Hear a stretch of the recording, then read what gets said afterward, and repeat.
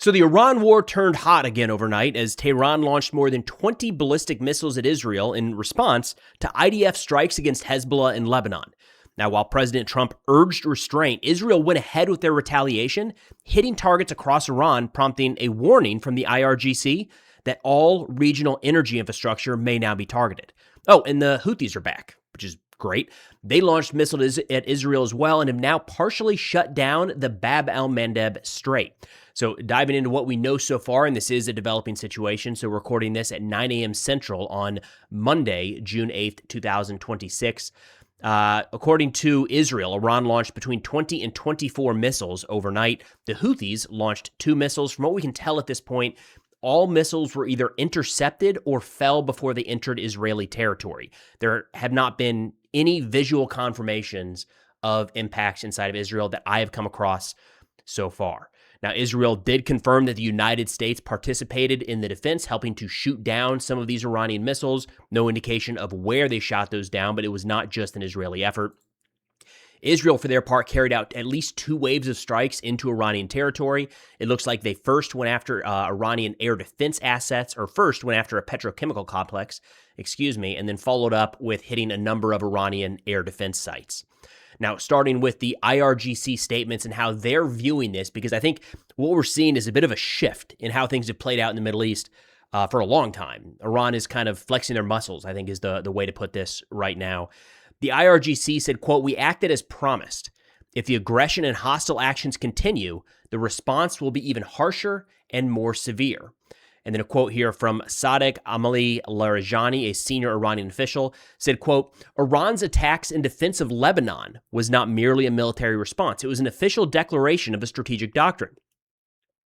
The action carried a clear message that should an assault occur against any segment of the resistance axis, it will be met with a response transcending geographical borders, fundamentally altering the regional equations. Tehran has ushered in a new chapter of its defense policy, a chapter in which safeguarding regional power is pursued not in anticipation of threats, but through proactive initiative and offensive strength," end quote. So to better understand that, essentially what he's saying is that Iran is now lashing out kinetically, lethally, firing munitions when some of their friends come under fire.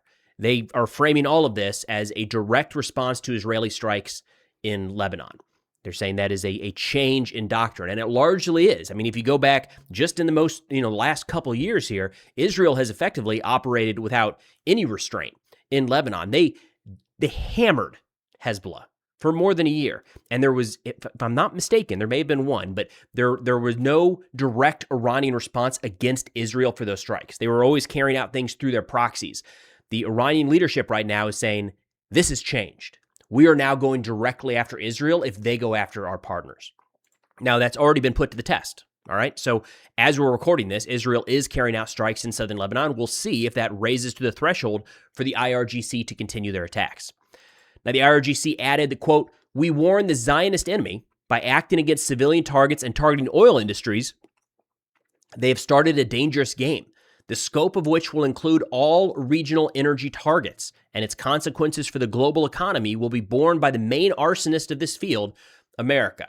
The IRGC continues to recognize that the United States is feeling some economic pressure. That's the reason that we are trying to get this thing wrapped up, and they're going to continue to focus on that area if they come under continued attack. Now, a big change here is that the Houthis have re-entered the fight. Now, they fired a couple missiles. We from what we can tell, those were intercepted, or one of them didn't even make it to Israeli territory. The big thing here is they are announcing a shutdown of the the Bab-el-Mandeb Strait for Israeli transport. Let me pull up a map here. We'll go with live UA map to kind of give you an idea of the overall situation. Iran here in the middle of the screen. To the south of Iran, we've got the Persian Gulf. This is the Strait of Hormuz that's been closed from the beginning of this conflict. Moving out west, we have Israel here, Red Sea, Yemen, and the Bab-el-Mandeb Strait. This is the area off the coast of Yemen that was so heavily impacted, 2-3 years ago. The U.S. had to kick off Operation Rough Rider to try to reopen it. It has been reopened, but shipping traffic through there has been significantly depressed ever since. One of the major concerns is that the Houthis, a key ally of the IRGC, once the Strait of Hormuz was closed down, an extra angle of pressure was to shut down this other strait, the Bab-el-Mandeb Strait. As of today, the Houthis have said that any ships associated with Israel are not permitted to use this area. Now, look, going back to how this, a couple of years ago when it kicked off, that's how the Houthis started then too. Their targeting is a little bit messy, to say the least. All right, so they initially said a couple of years ago they were only going after Israeli or American vessels or ships that were headed to Israeli ports. And a lot of ships that had nothing to do with Israel at all were hit. And we saw just an overall reduction in shipping through this area because even if a ship was 100% in compliance with this illegal order put out by the terrorist organization that is the Houthis, they didn't know if they were going to be targeted or not. Expect that right now. If we see one munition launched into the Bab-el-Mandeb Strait, we're going to see a significant reduction in shipping traffic through here, exasperating an already difficult shipping situation as the Strait of Hormuz remains closed. Now, Mer News, an Iranian outlet, in speaking to this, said, quote, "The announcement of a complete maritime blockade against the Zionist enemy in the Red Sea by Yemen's armed forces is actually a sign that the regional war has entered a new phase. A phase in which the battle equations are not only determined in the skies of Gaza, Lebanon, or the occupied territories, but global trade routes, energy transmission lines, and maritime highways have also become part of the confrontation area." I would argue that that has been the case for a while. The minute Iran moved to shut down the Strait of Hormuz, this very quickly became a global conflict, or at least a conflict with global repercussions. Shutting down the Bab-el-Mandeb Strait, even partially, it just kind of adds fuel to the fire, is probably the right way to put it. Now, Iran, for their part, earlier today has announced that they have stopped strikes, that their retaliation is complete, but threatened that there will be a further response if Israel continues what they call military aggression in Lebanon. And here's the thing, Israel has. All right, we haven't seen the Iranian response or if Iran is going to respond, but since that statement from the IRGC, Israel has announced the resumption of strikes against Hezbollah targets in southern Lebanon. They said that Hezbollah fired munitions at them, so they intercepted those munitions and carried out a retaliatory strike. All right, it's getting messy. It's already been messy. It's getting messier. Now, looking at the Israeli response here, we do have a bit more footage from the Israeli side showing what appear to be successful impacts inside of Iran. The IDF released a little bit of footage here, saying a short while ago, dozens of Israeli Air Force fighter jets, directed by the IDF intelligence directorate, completed a large-scale strike on strategic defense systems belonging to the Iranian terror regime. Recently, defense systems were deployed in numerous areas across Iran as part of the regime's efforts to restore its detection and defense capabilities, which were degraded during Operation Roaring Lion. This strike led to the dismantling of those systems. They said during Operation Roaring Lion, the IDF severely degraded the defense capabilities of the Iranian terror regime. These strikes further enhanced the Israeli Air Force's freedom of action in Iranian airspace. So clearly still some, and we've talked about this before, Iranian air defense was never a zero. And it looks like during the course of the ceasefire, they relocated some of their air defense assets to try to protect certain areas of their country. That is what Israel went after during one of these waves of strikes. The second appears to have been targeting a petrochemical complex. The IDF said, quote, "The Israeli Air Force struck several infrastructure sites in the petrochemical complex in Mashahar in southwestern Iran. These facilities were used by the armed forces of the Iranian terror regime to produce and export raw materials for weapons production. The targeted infrastructure produced unique materials that serve as critical components for the development of ballistic missiles, which pose a threat to the state of Israel and its civilians." Now, an interesting aspect during all of this is the United States is right in the middle, right? We're not on the receiving end or the giving end of these strikes. But as soon as Iran started carrying out these attacks, we started hearing President Trump putting out notes on Truth Social saying, stop. It has to stop. There was a conversation with the Financial Times where he said, quote, talking about Netanyahu, he won't have any choice. I call the shots. I call the shots. Netanyahu does not call the shots, talking about a ceasefire and how Israel would need to, maybe not retaliate for this strike. We saw a bit of uproar inside of Israel as it did appear that the United States was urging Netanyahu and the IDF to not respond to these 20 to 25 ballistic missiles fired into their territory. They did respond. And over the course of the last, 12 hours or so, President Trump issued a statement saying Israel and Iran must immediately stop shooting. He later went on to say both sides, Israel and Iran, are looking to do an immediate ceasefire.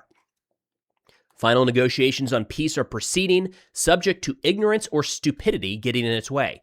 The blockade will remain in place and in full force and effect until a final deal is reached. Things should move quickly.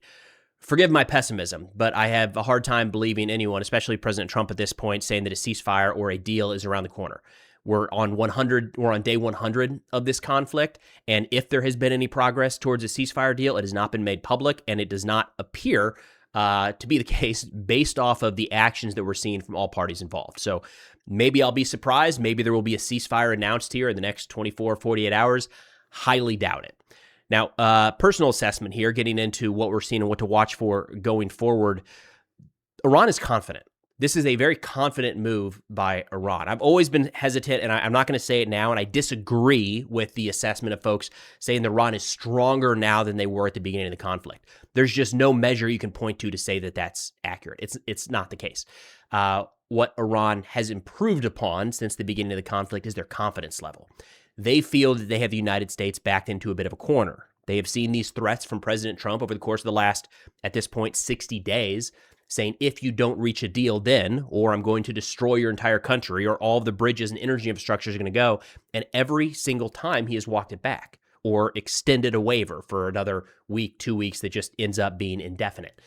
Iran sees that. Iran recognizes that, and from what I can tell, is viewing that as a sign of weakness, that the United States does not want to get back in to a large-scale conflict. If we look at these strikes overnight, again, we spoke about this earlier, but historically, Iran has used their proxies or they have issued statements. They have not carried out direct military strikes against Israel in a response to Israel carrying out strikes against Hezbollah, Hamas, the Houthis, anything like that. There might be individual exceptions, but this is one where Iran came out and said, if you continue hitting Hezbollah, we are going to respond. Israel hit Hezbollah, Iran responded. That's new. And they did this with the United States military, sitting off their coastline with massive firepower built up in the region. Iran carried out these strikes, apparently, without any concern of what the United States might do. And as of right now, it looks like the only role the United States played was maybe helping Israel in the interception of some of these munitions. This does, from where I sit, show a bit of a change in deterrence. We have the Israeli model of mowing the lawn in Gaza every so often going after key Hamas leaders. And there's been a lot of talk that might be what's needed in Iran for going forward based off of how things sit today. This is unique in so many ways where the United States does not respond. We ask our ally Israel to not respond. In the middle of these strikes, Israel doesn't listen to us and carry on and conduct their own self-defense strikes, understandably so from their point of view. This doesn't feel good from a U.S. position. The term forever war is, probably overused. This one feels like we're heading in that direction for a lot of reasons. It's the Middle East. That's where we've gotten into some of these binds in the past. And this is getting messier by the day. How do we intervene here? Not sure. And it does, to me, look like Israel is not all that concerned about getting U.S. approval or coordination with these actions. And it doesn't look like Iran is concerned about what the United States might do. Iran has moved on from hitting ships in the Strait of Hormuz to just a few days ago going after U.S. military infrastructure. Tit for tat there, no doubt. I believe they shot down another Reaper in the last couple of days, maybe two. They've gone after civilian infrastructure across the region, hitting the airport in Kuwait a couple of days ago, killing at least one, wounding as many as 60. Now they're threatening going after more energy infrastructure and carrying out direct strikes against Israel. Look, they're weakened in many ways, no doubt. But it does look like Iran has a fair bit of confidence right now, and I would be surprised if we see any sort of negotiated settlement or peace deal come from this anytime soon. But that's all we got for now. Thanks for watching, and I'll see y'all next time.